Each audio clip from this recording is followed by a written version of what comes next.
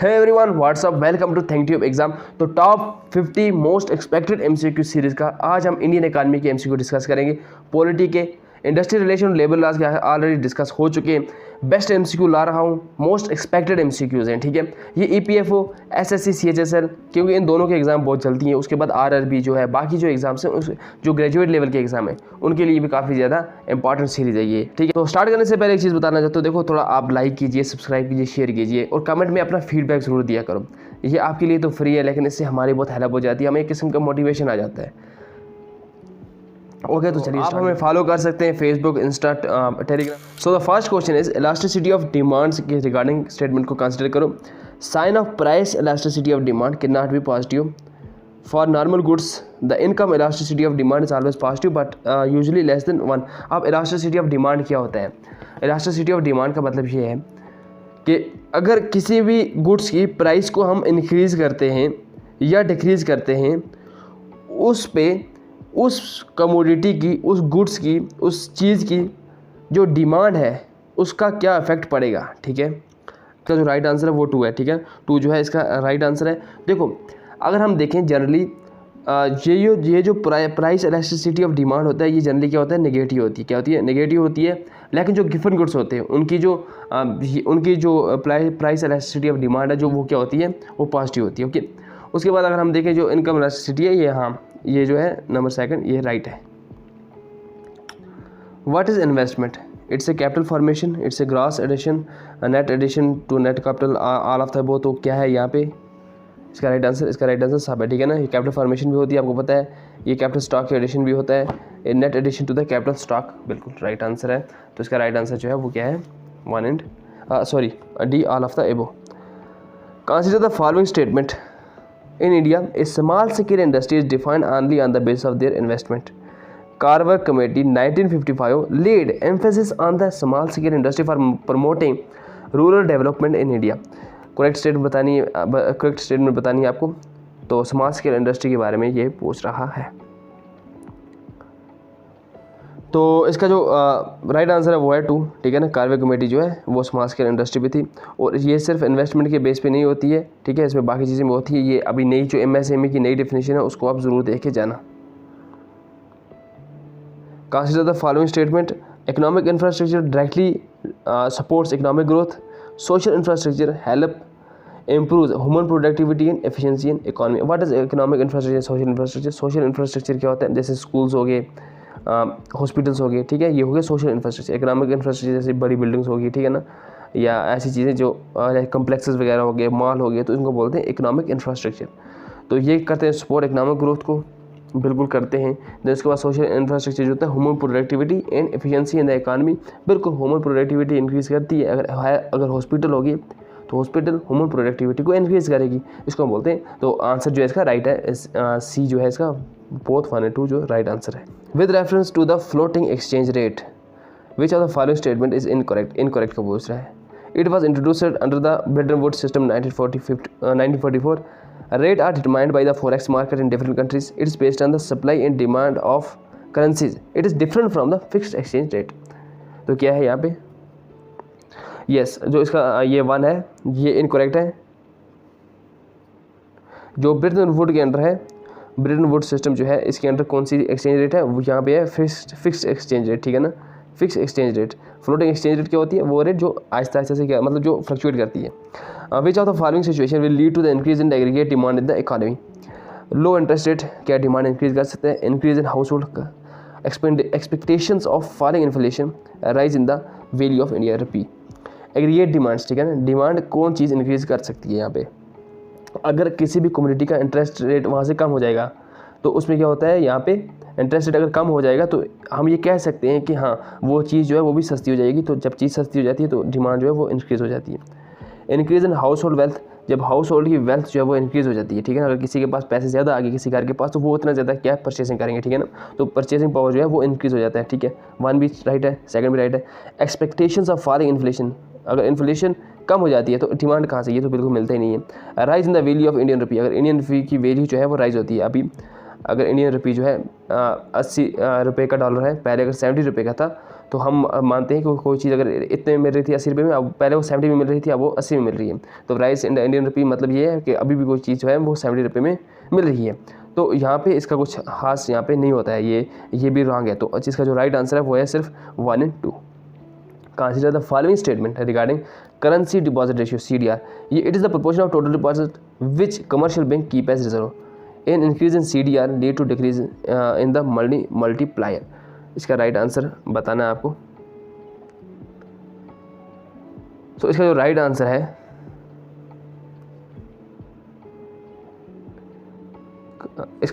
है वो है पी। ठीक है, so B is the right answer. अब करेंसी डिपॉजिट रेशियो क्या होता है? करेंसी डिपॉजिट रेशियो ये बताता है कि अमाउंट ऑफ करेंसी, कितनी अमाउंट ऑफ करेंसी जो लोग होल्ड किए हैं as a proportion of the aggregate deposit, यानी कितना डिपॉजिट लोगों ने, टोटल डिपॉजिट कितना है, ठीक है ना, और कितनी अमाउंट ऑफ करेंसी जो लोगों के पास है। ठीक है, that is the currency deposit ratio shows the amount of currency that the people hold as a proportion of the aggregate deposit. 7. Gross national product is the total value of all the final goods and service in a given period by the means of production owned by countries resident irrespective of their location. ठीक, net national product is always less than GNP। यहाँ पे आपको correct statement बतानी है। आपको पता है GNP क्या आता है? ये वो इनकम होती है जो इंडियंस यानी जो नेशनल्स होते हैं, इंडिया मतलब कोई भी नेशनल जो होते हैं, अगर वो कोई भी गुड्स एंड सर्विस जनरेट करते हैं तो उसको हम बोलते हैं gross national income. Country residence, ठीक है,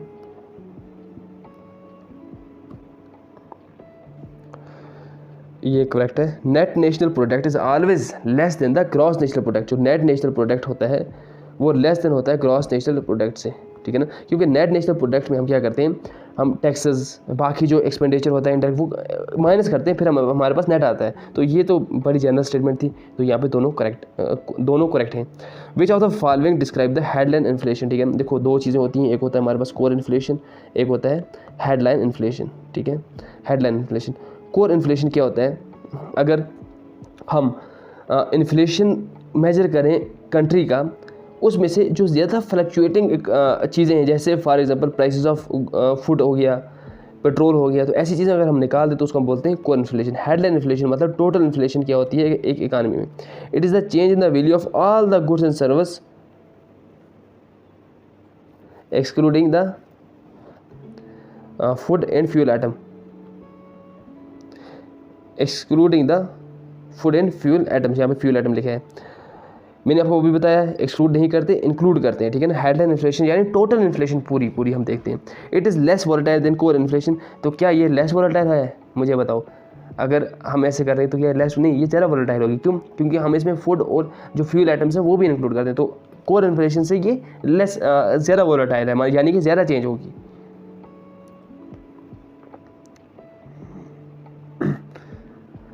it is the change in the value of all goods in the basket including food energy item. हाँ, ये सही है। ठीक है ना, so D is the right answer. It is reported to whole, no not wholesale price index. Which of the following is not a selective method of credit control by RBI? Moral suasion, open market operation, regulation of consumer credit, change in the marginal requirement. तो कौन सा एक selective method नहीं है जिससे credit control जो है वो RBI यूज़ करता है? तो ये ओपन मार्केट जो है ऑपरेशन जो है, इसमें ये ऐसा, ये जो है ये is not a selective method. Okay, open market operation क्या होता है? Buying and selling of government securities. अब RBI। Consider the following statement. Loan from small finance bank, micro finance institution loan, cooperative loan amount, loan from money lender. अब which of the following include under the formal sector credit in India? कौन सा यहाँ पे formal sector में आता है, आपको ये बताना है। तो आपको पता है ये भी आएगा, ये भी। लोन फ्रॉम मनी लेंडर जो है, ये मनी लेंडर से ये इनफॉर्मल आता है। ठीक है ना, और एज पर कमेटी लगभग 70% लोन जो है इंडियन फार्मर्स यहाँ पे लेते हैं। और ये सब चीज़ें आई होप आपने पढ़ी होंगी। यहाँ पे हम सिर्फ MCQ देख रहे हैं, और जहाँ पे लगता है कुछ एक्सप्लेन करने की ज़रूरत है तो वो मैं कर दूँगा। Which of the following statement is are correct regarding the labour force participation rate? Labour force participation rate represent the demand for the job in any economy. Then labour force अब ये जो है ये रिलीज़ की जाती है किससे? Centre for monitoring Indian economy. अब इस रिपोर्ट जो लेटेस्ट रिपोर्ट है उसके मुताबिक मेल की जो लेबर फोर्स पार्टिसिपेशन रेट है वो कम है फीमेल से। क्यों? Due to higher population male in India. तो यहाँ पे हमें करेक्ट बताना है इसके बारे में क्या है। ठीक है ना, सो इसका जो राइट आंसर है वो है 1 and 2. ओके, सो अब one is the very this one is the right answer. So अगर हम देखें, देखो जो यहाँ पे क्या है, जो फीमेल अगर हम देखें मेल लेबर फॉर पार्टिसिपेशन जो है वो 67.4% है, और जो फीमेल है वो है लगभग इससे थोड़ा 9% है, ठीक है ना, 9% कम है. Consider the following statement about the cooperative banks in India. Primary agriculture credit society, the lowest tier of the cooperative sector in India, are not regulated by the Reserve Bank of India. National bank for Agriculture and Rural Development यानी NABARD has been delegated the power to conduct the inspection of state and central cooperative bank. Only central cooperative bank and not the state cooperative bank are regulated by the Banking Regulation Act 1949. तो ये आपको knowledge काफ़ी ज़्यादा होनी चाहिए, तभी आप इसका आंसर दे पाएंगे. तो आप एक EPFO के स्टूडेंट है, आई होप आपको ये आता होगा. तो इसका जो राइट आंसर है वो है दिस, ठीक है ना. 1 and 2 is the right answer. देखो बोथ जो स्टेट कोऑपरेटिव बैंक है और जो क्या बोलते हैं और स्टेट, ठीक है ना, सेंट्रल और स्टेट कोऑपरेटिव बैंक जो हैं ये दोनों रजिस्टर हैं किसके अंडर, बैंकिंग रेगुलेशन एक्ट 1949 के अंदर, 1949 के अंदर. Consider the following statement regarding the RBI Retail Direct Scheme. It has the objective to provide the retail investor of the country a simple, safe, and secure direct access to Indian GSEC. Under this, payment for the transaction can be done using saving bank through UPI. अब हमें यहाँ पे correct बताना है. इसका जो right answer है वो है it has the objective to provide the retail investor of a country. मतलब जो रिटेल डायरेक्ट स्कीम है ना, रिटेल डायरेक्ट स्कीम ये कुछ टाइम पहले लॉन्च की थी, कुछ साल पहले. इसका ये मकसद था ये अब यहाँ पे इंडिविजुअल जो हैं वो भी यहाँ पे क्या कर सकते हैं, गवर्नमेंट की सिक्योरिटी जो हैं उसको बाय कर सकते हैं. तो उसकी बेस पे ये in the context of small finance bank consider the following statement. They are required to expend 75% of their adjusted net bank credit to the priority sector. जैसे एग्रीकल्चर हो गया, एजुकेशन हो गया, MSME हो गया वगैरह. They are subject to the norms of cash reserve ratio and SLR, CRR and SLR. तो हमें यहाँ पे करेक्ट बताना है. करेक्ट क्या होगा इसका? So both 1 and 2 are the right answer, ठीक है ना, दोनों राइट है. इफ RBI increase the monetary base but still money supply does not increase correspondingly, what should be the reason behind it? अगर RBI जो है monetary base इंक्रीज़ कर देता है और मनी सप्लाई जो होता है वो इंक्रीज़ नहीं होती है, ठीक है, मतलब ये है कि इंटरेस्ट रेट कम कर देना, आप मनी सप्लाई ज़्यादा कर देना, मतलब मॉनेटरी बेस यानी इंटरेस्ट रेट कम कर देना, CRR कम कर देना, तो मनी सप्लाई जो है फिर भी इंक्रीज़ नहीं होती. तो ये क्या हो सकता है, बैंक जो है वो एक्सेस मनी होगी RBI के साथ rather than lending the bank. People tendency of depositing money in the bank are high. तो यहाँ पे हमें बताना है इसका राइट आंसर क्या है 16 का. तो इसका जो राइट आंसर है नंबर ये 2 है राइट आंसर, ठीक है. पीपल टेंडेंसी ऑफ डिपॉजिटिंग जो है वो हाई है, इसलिए मनी सप्लाई जो है वो कम है, क्योंकि यहाँ पे बैंकों के पास मनी ज़्यादा है. Consider the following statement. More than 50% of the Indian population is divide of health insurance. Insurance penetration in India has steadily decreased in the past decade. और मोर देन 50% जो है वो उसको हेल्थ इंश्योरेंस नहीं है, और इंश्योरेंस जो है वो आस्ते आस्ते डिक्रीज़ हो रहा है कुछ डिकेड्स में. तो ये राइट है, ठीक है ना, ये करेक्ट है, क्योंकि यहाँ पे काफ़ी इंश्योरेंस फ्रॉड से कंपनीज आई हैं जिनकी वजह से इंश्योरेंस जो है वो लोग कम करवा रहे हैं. और ऊपर से दूसरा ये है कि इलिटरेसी भी काफ़ी ज़्यादा है, लोगों को पता नहीं है इस चीज़ के बारे में, इंश्योरेंस के बेनिफिट नहीं पता. Consider the following statement regarding bank rate. Bank rate क्या होती है? The bank rate is the rate at which the RBI is ready to rediscount bill of exchange और अदर कमर्शियल पेपर. उनको rediscount करता है. It change automatically जब MSF यानी marginal standing facility rate change alongside the policy repo rate. It is the rate that must be 100 basis point above the policy repo rate. ये repo rate से 100 basis point ऊपर होनी चाहिए. उसका right answer बताना आपको. इसका राइट आंसर जो है वो है 1 and 2, 3. Consider the following statement regarding the capital adequacy ratio. It is the ratio of the banks total capital to the risk weighted asset. ठीक है, आप कैपिटल एडुकेसी रेशियो आपने पढ़ा होगा किसमें? बेसल, जो बेसल नॉर्म्स है ना, बेसल नॉर्म्स में पढ़ा होगा आपने. तो ये क्या है, ये बोल रहा है कि जो टोटल कैपिटल है बैंक के पास उसमें कुछ कैपिटल जो उसका रिस्क वेटेड एसेट है, ठीक है, और करंट लायबिलिटीज़ हैं, क्या उसकी ये रेशियो है? Tyre 1 capital consist mainly of share capital and disclose reserve and it brings highest quality capital because it is fully available to cover losses. The requirement of CER यानी capital adequacy ratio in India is more than that required in the Basel III norms. तो इसका जो right answer है वो है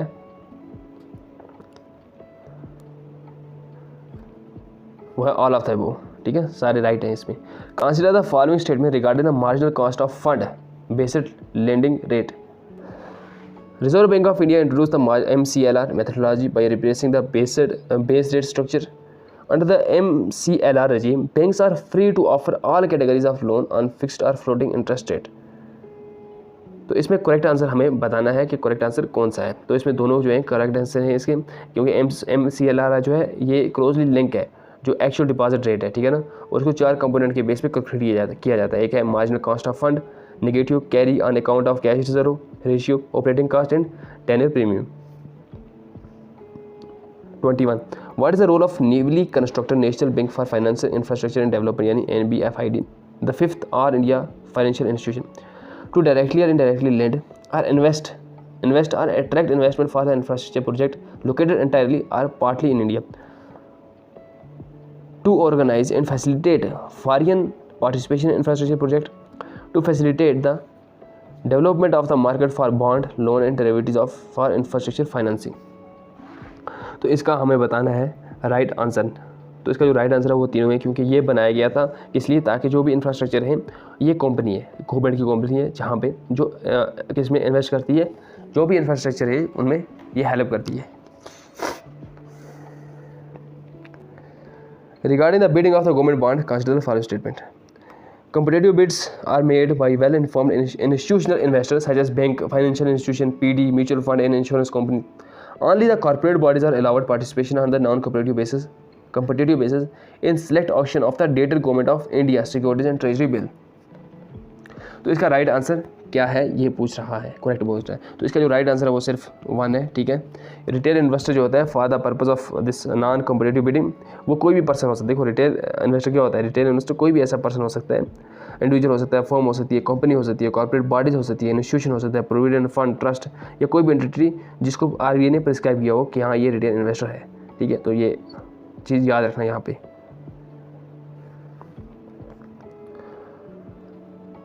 देखो अगर यहाँ पे कोई क्वेश्चन आ रहा है ना, जैसे पीछे था कैपिटल एडिक्वेसी रेशियो, तो वो तीनों स्टेटमेंट उसकी डेफिनेशंस थी, ठीक है, इसलिए मैं एक्सप्लेन नहीं कर रहा हूँ ज़्यादा, सब कुछ जो है वो यहाँ पे एक डेफिनेशन दी गई है। Consider the following statement. The auction of G-Secs are conducted on the electronic platform called Ecobear, ठीक है। Only the member of Ecobear can participate in the primary auction of G-Sec। Difficult है, मुझे लगता है question थोड़ा difficult है, क्योंकि आपको पता है आपका लेवल EPFO का जो है वो काफ़ी हाई है, UPSC कंडक्ट करेगी, इसलिए मैंने थोड़ा डिफिकल्ट क्वेश्चन यहाँ पे लाए हैं।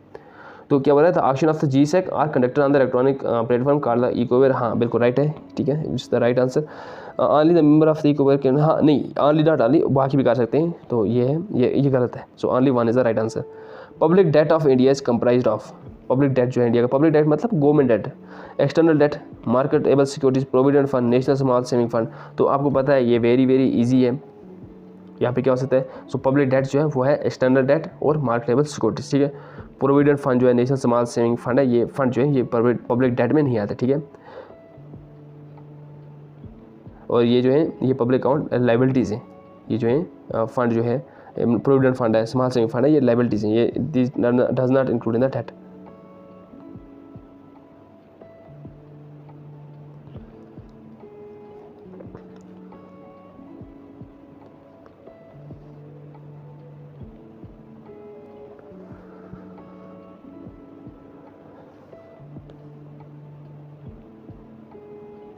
विच of the following statement regarding NBFC यानी non banking financial companies is are incorrect पूछ रहा है। ये चीज़ याद रखना, कीवर्ड्स पे ज़्यादा ध्यान देना एग्जाम में।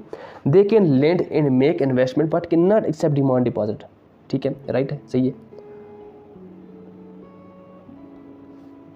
Deposit insurance facilities of deposit insurance and credit guarantee corporation is not available to this, बिल्कुल ये भी करेक्ट है, ये भी करेक्ट है। ऑल द NBFC, देखो 1 and 2 जो है वो करेक्ट है, 1 and 2 यहाँ पे भी है करेक्ट है, तो 1 and 2 करेक्ट हैं। तो यहाँ पे हमें क्या पूछा, इनकरेक्ट पूछा, ठीक है ना। तो देखो 2 करेक्ट है, ये भी नहीं हो सकता, ये भी नहीं हो सकता। अब यहाँ पे इन दो में से हमें चूज़ करना है। देखो हमें पता है 1 करेक्ट है, तो ये भी नहीं हो सकता। तो यहाँ पे एलिमिनेशन टेक्निक लगा के हमने क्या कर दिया, जो 3 क्वेश्चन है इसको हमने टिक कर दिया, तो ये आपका आंसर। तो अगर हम चलो पढ़ लेते हैं क्या, all the NBFC are regulated by RBI, नहीं ये इनकरेक्ट है, ठीक है ना। कुछ ऐसी कुछ कैटेगरीज ऑफ NBFC होती हैं जो एग्जेम्प्टेड होती है फ्रॉम दिस RBI का जो सेक्शन है 45(1)(a) of the RBI act जो है उससे।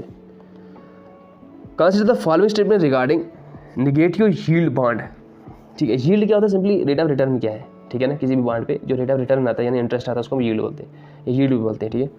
दे are the debt instrument by which the investor pay interest to the borrower to keep their money with them, ठीक है। ये डेट इंस्ट्रूमेंट है जिसके जरिए इन्वेस्टर जो होता है वो इंटरेस्ट पे करता है इसको बारवर को, जिससे उसने लिया है, मतलब जिसको उसने बॉन्ड जो है वो दिया है, बॉन्ड देके पैसे लिए हैं, to keep their money with them. Okay, negative yield bond attract investment during time of stress uncertainty as investor look to protect their capital from significant erosion. इसका आपको राइट आंसर बताना, राइट आंसर है, तो दोनों इसके right answer हैं, ठीक है, बोथ आर करेक्ट, ठीक है। तो अगर पूछा नेगेटिव यील्ड बॉन्ड क्या होता है तो यूँ समझो ये वो बॉन्ड होती है, देखो ये वो बॉन्ड होते हैं, बॉन्ड इंस्ट्रूमेंट होती हैं जिसमें इन्वेस्टर जो होता है, ठीक है। अगर मतलब देखो ये कंपनी है, ठीक है, इस पर्सन ने यहाँ पे इन्वेस्ट किया, क्या किया, इन्वेस्टर जो होता है बाई विच इन्वेस्टर, ठीक है ना, इन्वेस्टर जो होता है वो पे करता है इंटरेस्ट किसको, बारवर को, बारवर यानी जिसने पैसे, देखो इसने क्या किया, इस पर्सन ने यहाँ पे इस कंपनी में इन्वेस्ट किया, ठीक है, ये इन्वेस्टर है, इसने इसको क्या दिया, बॉन्ड दिया, कोई बॉन्ड दे दिया। अब ये कंपनी इसको पे करनी चाहिए इंटरेस्ट, ठीक है ना। इन्वेस्ट का मतलब इसने पैसा दिया और यहाँ से क्या किया लिया, बॉन्ड खरीद लिया। लेकिन अब उल्टा हो जाएगा, अब कंपनी इसको क्या करेगी, इंटरेस्ट जो है वो, अब इन्वेस्टर जो है यहाँ पे उल्टा यहाँ हो जाएगा, इन्वेस्टर जो है वो करेगा पे इंटरेस्ट किसको, कंपनी को। समझ को क्या होता है ये। Consider the following statement about the cooperative banking in India. Primary agriculture credit society lowest tier of the cooperative जो है ये not regulated by RBI indirectly, NBFC जो है आई थिंक हमने पढ़ा है, नहीं हमने ये क्वेश्चन रिपीट हो गया है, ठीक है। 28 हम जाते हैं। Consider the following statement regarding the domestic systematically important banks, DSIB, ये वेरी इंपॉर्टेंट है, ये भी थोड़ा इंपॉर्टेंट होते हैं। सो डोमेस्टिकली जो है ये कौन से बैंक है, हमें ये पूछ रहा है। Bank whose asset exceed 2% of the GDP are consider part of this group, हाँ बिल्कुल ये राइट है, 2%, ऐसा बैंक जिनका जो bank whose asset exceed 2% of the GDP, ठीक है ना, जिनका एसेट जो है 2% ऑफ GDP से एक्सीड कर जाए उसको बोलते हैं, ये वो इस कैटेगरी में आते हैं। All the bank under DSIB have to maintain a higher share of the risk weighted asset as tier 1 equity than other, बाकियों से इनको ज़्यादा मेंटेन करना पड़ता है, तो हाँ बिल्कुल ये भी सही है। All the bank under DSIB are in the same bucket, ये इनकरेक्ट है।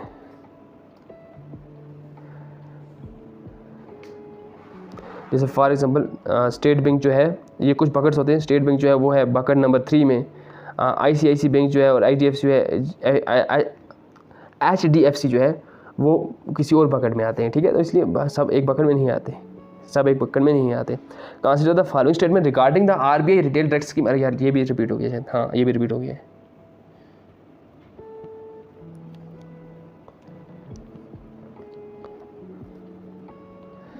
Consider the following statement. Economic Capital Framework Committee was headed by P.J. Naik. Under ECF, a clear distinction has been made between realized equity and revaluation balance. The committee recommended a contingent risk buffer to be maintained. तो हमें यहाँ पे बताना है कि इसका जो correct answer क्या है, ठीक है ना। तो ये कमेटी जो है पहले तो P.J. नायक ने नहीं की थी, ये की थी बिमल जलन ने कमेटी, ठीक है ना। बिमल जलन जी ने क्या किया था, इस कमेटी को हेड किया था। और उसके बाद ये जो 2 and 3 है ये right answer, 2 and 3 are the right answer. 31 in the context of small finance bank consider the following statement. They are required to extend 75% of their adjusted net bank credit to the priority sector. इनका जो net bank credit है उसको वो priority sector में देंगे 75%। कौन, small finance bank, हाँ बिल्कुल ये राइट है। They are subject to the norm of cash reserve ratio and SLR, तो हाँ ये भी ठीक है, ये भी हाँ, ये they are subject to cash reserve ratio and statutory liquidity ratio. मुझे आप कमेंट सेक्शन में बताएंगे स्मॉल फाइनेंस बैंक जो है ये कौन सी कमेटी के अंडर आते हैं, किस कमेटी ने इनको रिकमेंड किया था। और कमेटी का नाम था थाउजेंड्स बैंक, कुछ ऐसा था, 1000 बैंक कुछ ये टाइटल था, मुझे टाइटल हाथ याद नहीं है, ऐसा ही था कुछ। लेकिन इसका कौन सी कमेटी, उसका नाम क्या था, मुझे आप कमेंट सेक्शन में बताएंगे। थोड़ा कमेंट सेक्शन की कमेंट में दीजिएगा अपना रिस्पॉन्स, देखो इससे मोटिवेशन मिलती है, ठीक है। इस वक्त मेरे सर में बहुत दर्द है, but still I am recording this lecture for you because आपका एग्ज़ाम आ रहा है, तो इसीलिए थोड़ा आप भी कीजिए सपोर्ट, थोड़ा मुझे कमेंट सेक्शन में लाइक कीजिए, सब्सक्राइब कीजिए, कमेंट सेक्शन में अपना फीडबैक जरूर देना, और लास्ट पे कितना स्कोर आता है आपका वो भी मुझे बताना। So the next question 32, if RBI increase the monetary base but still money supply does not increase correspondingly, ये रिपीट हो रहे हैं बार बार questions. Consider the following statement. More than 50% of the Indian population is devoid of health insurance. What the hell is going on? Consider the following statement regarding the term operation twist. बहुत ज़्यादा important, काफ़ी news में था जब कोविड-19 आया था, आपको पता होगा. It is a kind of operation market, open market operation by RBI.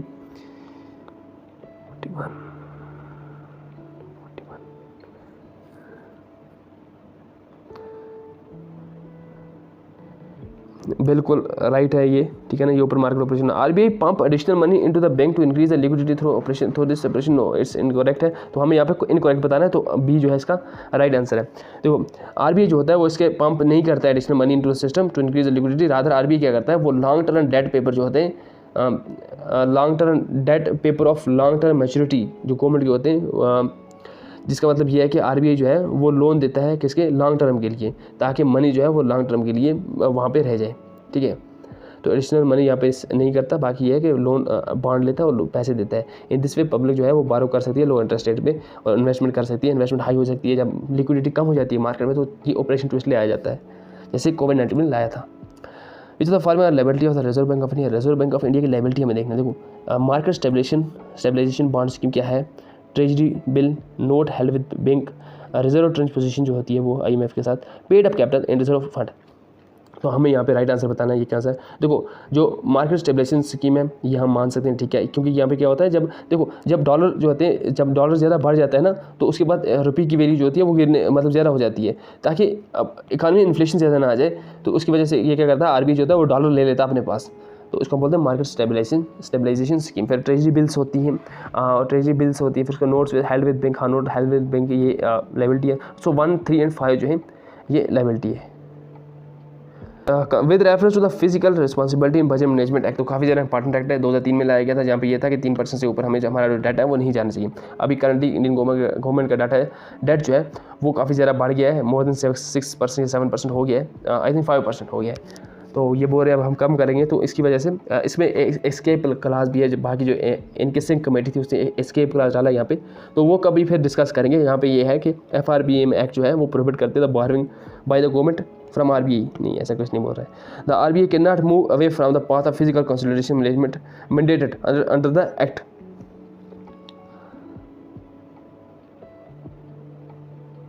Then the effective revenue deficit has now become a new physical parameter due to the act. No, only 2 is the right answer. ठीक है, government जो है वो जो physical consolidation है उसके path से move away कर सकती है, ठीक है ना, in case of national committee हो, नेशनल सिक्योरिटी इशू, जैसे कोविड-19 आया था तब. With reference to the term physical drag, correct statement बताओ. Is a damper. It's a damper on the economy caused by the excessive spending by the government. Physical drag implies a lowering average tax rate over time for the constant real income. It can be seen as an automatic physical stabilizer as it controls a rapidly expanding economy from overheating. तो यहाँ पे हमें बताना है कि correct statement कौन सी है physical drag के बारे में. तो फिजिकल ड्रैग के बारे में जो है ये ओनली 3 जो है हमें ये करेक्ट है. That is it can be seen as a automatic physical stabiliser है, ठीक है ना, क्योंकि ये जो रेपिडली एक्सपेंडिंग इकॉनमी होता है उसको ओवर हीटिंग से बचाता है, यानी इन्फ्लेशन वगैरह से बचाता है. ठीक है, अब ये फिजिकल ड्रैग कैसे होता है. फिजिकल ड्रैग ये होता है जब हम स्पेंडिंग कम करते हैं या एक्सेसिव टैक्सेशन लगा देते हैं, उससे ये होता है. इसकी वजह से क्या होता है, द इंक्रीज इन टैक्स, जब हम टैक्स इंक्रीज करते हैं जो एग्रीगेट डिमांड है वो कम हो जाती है, और कंज्यूमर स्पेंडिंग जो है from the tax payer as large of their share income वो भी वो टैक्स को चली जाती है. आपको पता है जब आप टैक्स ज़्यादा कर दोगे तो पर्सन जो है, जैसे GST ज़्यादा हो गया, अब पहले कम GST पर टैक्स भरना पड़ता था, अब 18% किसी को भरना पड़ रहा है. 100 में से 18 रुपये वो GST भर देता है. पहले वो 100 में से अगर 10 रुपये भरता था वो बाकी के 8 वो स्पेंड करता था, इकॉनमी में पैसा रहता था. ठीक है, तो इसी वजह से क्या होता है, डिमांड जो है वो कम हो जाती है. तो ये था physical drag.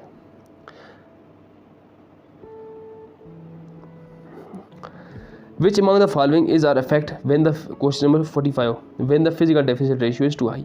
A lesser amount of money left in the market for private entrepreneur to borrow. They're borrowing by the government, low interest rate in the economy. तो हमें यहाँ पे बताना है करेक्ट स्टेट क्या है.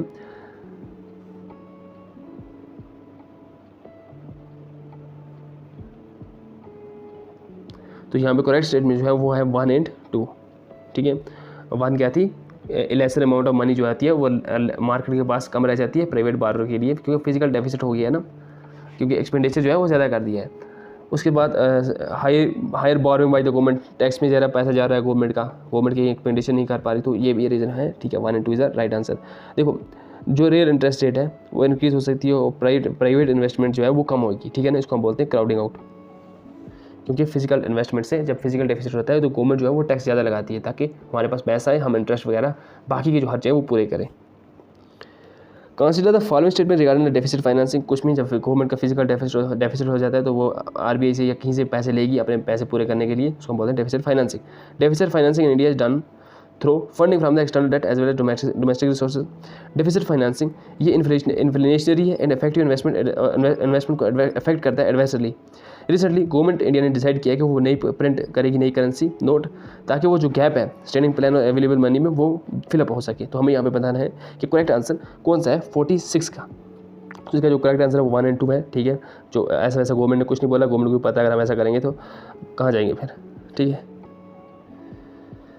और द इन्फ्लेशन हो गया है। Which of the following are the state collected tax that has been subsumed under GST. कौन कौन सा टैक्स जो है वो जीएसटी में लाया गया, ये इंपॉर्टेंट क्वेश्चन आ सकता है। ठीक है, तो यहाँ पे आपको बताना है कौन कौन सा टैक्स जो है वो जीएसटी में लाया था। जीएसटी कौन से एक्ट में आते हैं, आर्टिकल 279A में आता है। ठीक है ना, इसमें होता है जीएसटी कौंसल होता है, जीएसटी कौंसल होता है, एक मिनट,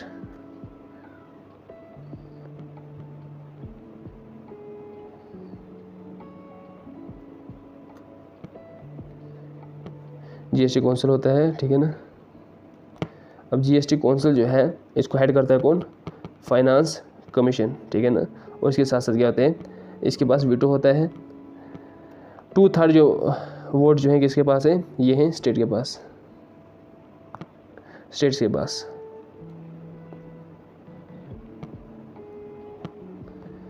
उसके बाद ये बोल रहा है कौन कौन से टैक्स यहाँ पे आते हैं, तो इसका जो राइट आंसर है वो है, हम यहाँ पे डायरेक्ट आंसर पे जाते हैं तो वो 2, 3 and 4। ठीक है ना, कंट्रोवैल्यू ड्यूटी जो है सेंटर लगाती है। कंट्रोवैल्यू ड्यूटी क्या होती है, ऐसी ड्यूटी जब बाहर से ज़्यादा सामान आ रहा हो, इंपोर्ट को कम करने के लिए, मतलब बाहर का जो सामान है वो इंडिया में आगे फ्लड ना हो जाए, तो उसको कम करने के लिए काउंटर वैल्यू ड्यूटी लगाई जाती है। ठीक है, जैसे चाइना में लगा रहे हैं, क्योंकि चाइना जो है वो फ्लड कर देता है इंडिया का मार्केट, तो इसलिए इंडिया जो है काउंटर वैल्यू ड्यूटी लगाती है ताकि चाइना के जो प्रोडक्ट है वो महंगे हो जाए, इंडिया के प्रोडक्ट यहाँ पे बिकें।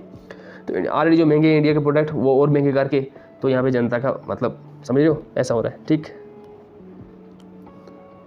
Consider the following statement.